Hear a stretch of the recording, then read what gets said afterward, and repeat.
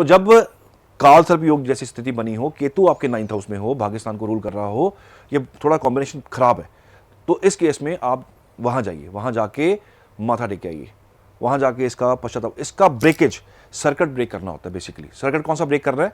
पुराने जन्मों का पुराना हिसाब किताब इस जन्म में खत्म करने को कहते हैं यहाँ का सर्किट ब्रेक करना। अगर ये सर्किट ब्रेक हो जाएगा तो आपकी प्रॉब्लम्स, केतु भाग्यस्थान को छोड़ देगा। किस तरह छोड़ देगा? डिस्टर्ब करना छोड़ देगा। और किस्मत तो सबको चाहिए, भाग्य सबको चाहिए। कहा जाता है कि जाके अगर चौथा घर पीड़ित है, शनि चंद्रमा कॉम्बिनेशन वहां पे है, तो आप वहां जाइए, वहां जाके माथा टेक के आइए, तो आपका मैटर वहां सॉल्व होगा। वो यहां पे या छोटे मोटे उपाय करने से सॉल्व नहीं होगा, क्योंकि ये पेंडिंग कर्स, प्रीवियस लाइफ का पेंडिंग कर्स है जो इस तरह ही सॉल्व होगा। नमस्कार जी, मैं हूं पुनीत। आप देख रहे हैं एस्ट्रोपीडी। इसी प्रोग्राम में आपका तहे दिल से स्वागत करते हैं। एक बार फिर से हाजिर हैं आपके सामने। बहुत बार ऐसा हो जाता है जब जिंदगी में परेशानियां छोड़ती नहीं हैं, और बहुत बार ऐसा भी होता है जब परेशानियों का हल किसी एक जगह पे ही बताया जाता है। जैसे कि सपोज आपके घर में बहुत झगड़ा है, या सपोज आपके पास पैसा नहीं है, बिल्कुल कंगाल हो चुके हैं, तो आपको ये कहा जाता है कि अगर आप इस खास मंदिर पे, इस खास जगह पे, धार्मिक स्थान पे जाएंगे तो ही उसका निपटारा हो सकता है, वरना नहीं। तभी आपका कल्याण होगा, वरना नहीं। तो आपका कल्याण कहां पे जाके होगा? आपकी मुश्किलों का हल कहां पे जाके होगा? पास वाले मंदिर में हो जाएगा, या आपको दूर जाना पड़ेगा? और अगर जाना पड़ेगा तो क्यों जाना पड़ेगा? ये सब बातें सही हैं या फिर नहीं हैं, आज इसके बारे में बात होगी। नीचे अपॉइंटमेंट नंबर्स लिखे हुए हैं, इस पे आप अपॉइंटमेंट लेके मिलने आ सकते हैं। जो नहीं आ सकते वो टेलीफोनिक अपॉइंटमेंट के जरिए भी कॉन्वर्सेशन कर सकते हैं। और गुड लक रिपोर्ट के बारे में बात होगी, टिप ऑफ द डे के बारे में बात होगी। पहले स्वागत कर लेते हैं। बहुत बहुत स्वागत है सुनील जी। नमस्ते जी।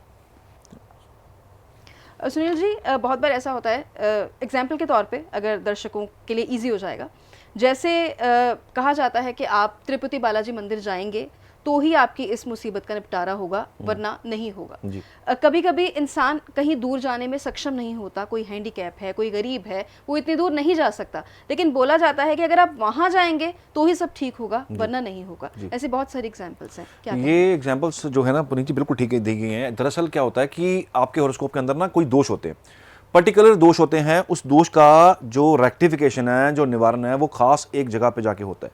आजकल हम क्या करते हैं, हम क्या, जितने भी ज्योतिषी हैं, जितने भी एस्ट्रोलॉजर हैं, वो रेमेडी देते हैं कि यहाँ ये करके आइए, ये यहाँ पे भाग के आइए। चार्ट की एनर्जी क्या बोल रही है, कुंडली की एनर्जी क्या कहती है, कुंडली के अंदर जो प्लेनेट है उसकी एनर्जी क्या कहती है। मान लीजिए सपोज एक छोटा सा एग्जांपल है, शनि चंद्रमा का कॉम्बिनेशन। आपने बात की पुनीत जी तिरुपति बालाजी के मंदिर की, मैं आपको इसकी एक पूरी स्टोरी बता देता हूँ, और इसका रेक्टिफिकेशन वहाँ ही होगा, मैं वो भी बताता हूँ कैसे होगा। दरअसल क्या है कि कुंडली का चौथा भाव आपका सुख स्थान है, गाड़ी बंगला सुख स्थान, मदर आपके चौथे घर से देखे थे आप, गर्भ, माँ का गर्भ भी चौथा घर है जहां पे बच्चा पलता है। तो एक स्टोरी है जो इतिहास में मेंशन्ड भी है, और हमारे स्क्रिप्चर्स में भी ये उल्लेखन है इस चीज का कि एक बार भृगु ऋषि ने डिसाइड किया कि देखें कि सबसे ज्यादा ताकतवर कौन है। तो वो विष्णु जी के पास गए। विष्णु जी सोए हुए थे, माँ लक्ष्मी पास बैठे हुए थे, और उन्होंने जाके उनको नॉक किया, लेकिन विष्णु जी इतनी गहरी निद्रा में थे, वो नहीं उठे। ऋषि भृगु को बहुत गुस्सा आया और उन्होंने गुस्से में आके उनकी छाती पे टांग मार दी। अब जब टांग मारी तो उसके बावजूद भी, अब आपको कोई टांग मारे, बड़ा स्वाभाविक है आपको गुस्सा आएगा, लेकिन विष्णु जी ने पूछा कि आपको चोट तो नहीं लगी।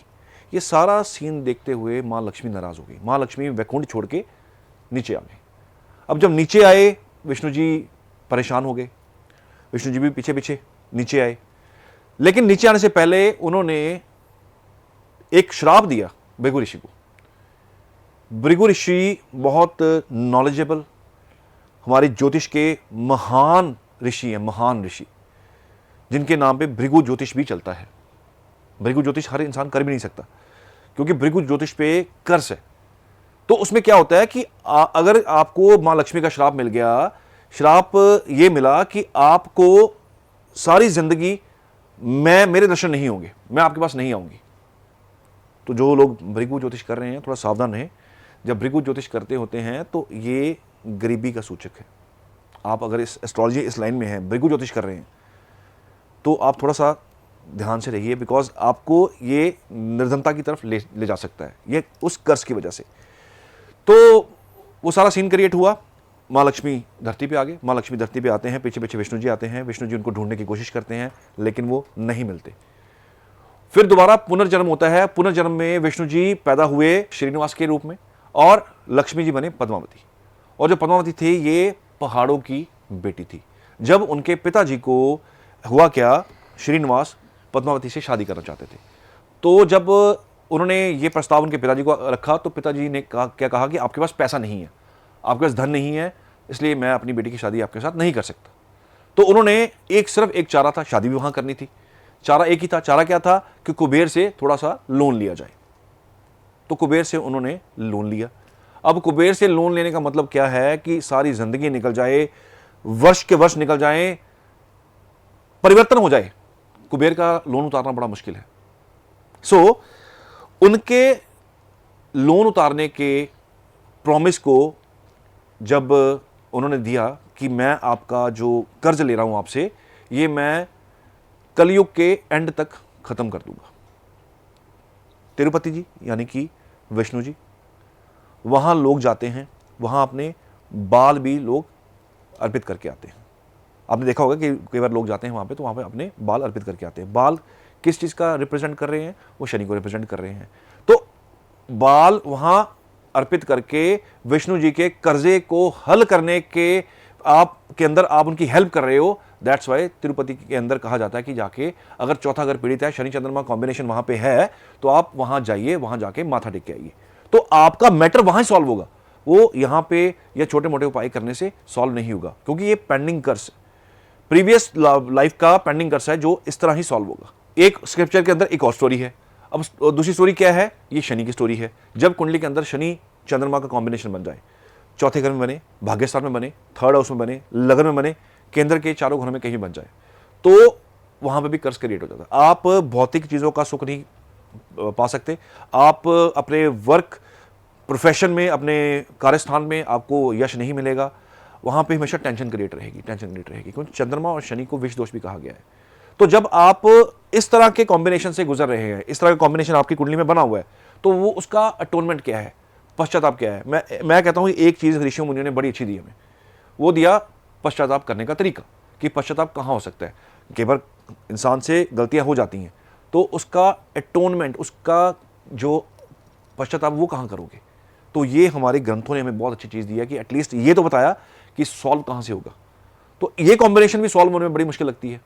बहुत सारी रेमेडीज हैं, बहुत सारे उपाय हैं, बहुत सारे तरीके हैं इसको ठीक करने के। इसमें से एक और है, शनि का कर्ज खत्म करना हो तो, शनि और चंद्रमा का कॉम्बिनेशन को ब्रेक करना हो तो करना क्या होता है? हुआ क्या था दरअसल, जो छाया थी, सूर्य और छाया का बेटा शनि, अब शनि को कर्ज था, वो एक टांग से लंगड़ा के चलते हैं, एक टांग पे चलते हैं, एक टांग से लंगड़ा के चलते हैं, इसलिए उनकी स्पीड सबसे धीमी है।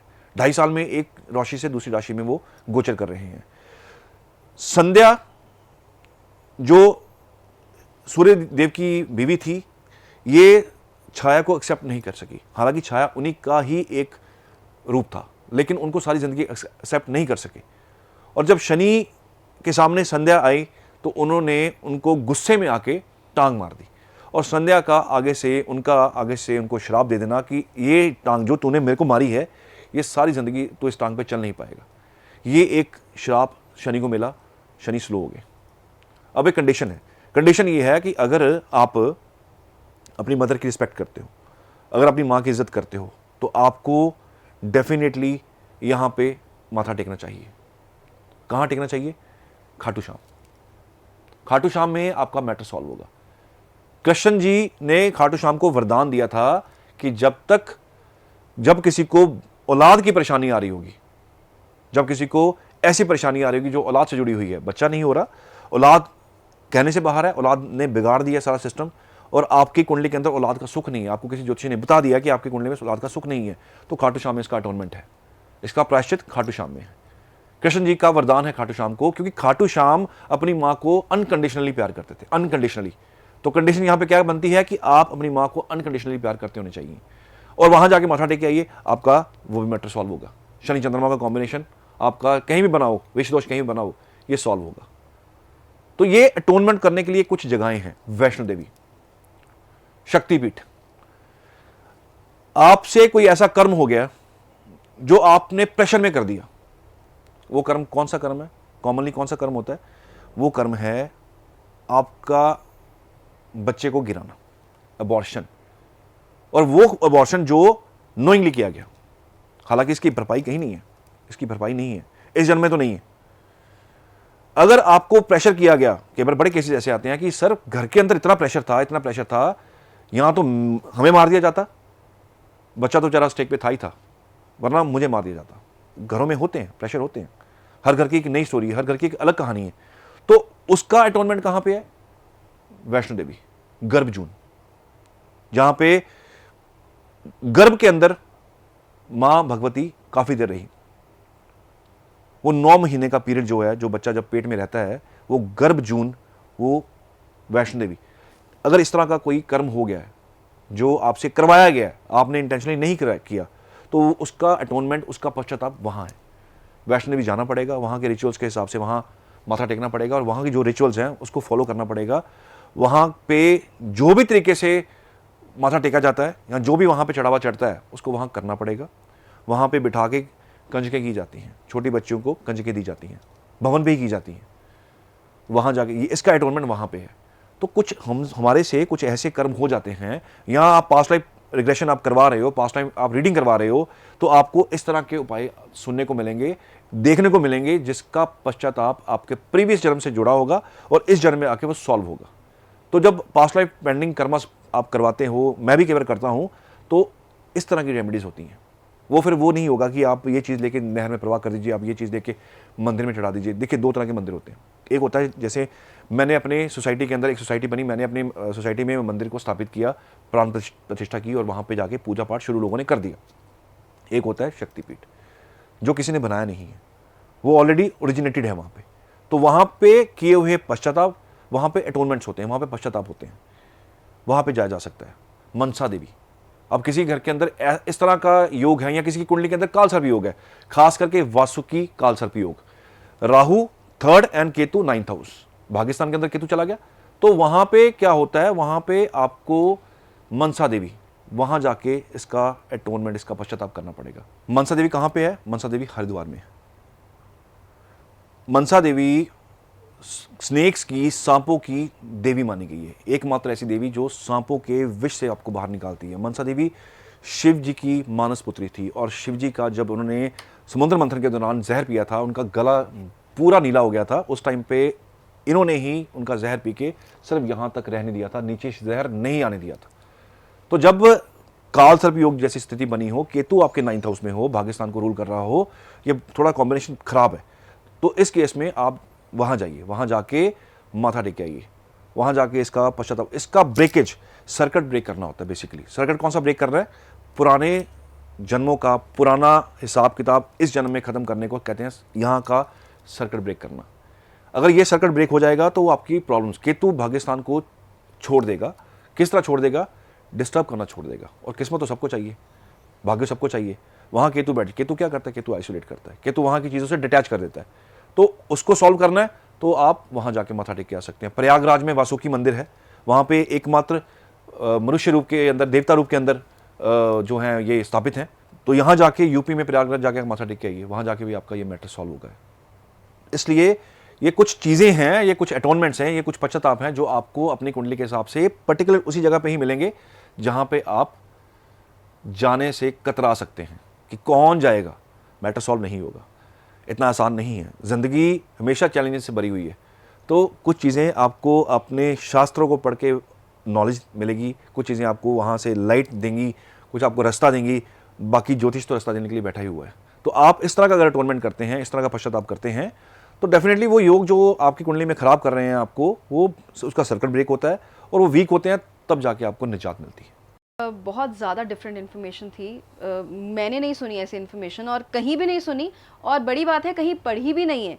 तो ऐसी बातें जो कि कहीं नहीं मिलती वो एस्ट्रोपीडी पे मिलती हैं। लेकिन एक चीज़ आपने नोटिस की कि जो जो इन्फॉर्मेशन आज के इस एपिसोड में रही है, आपके लिए सुनील जी ने दी है, उस इन्फॉर्मेशन में आपके लिए सिर्फ उपाय ही उपाय है।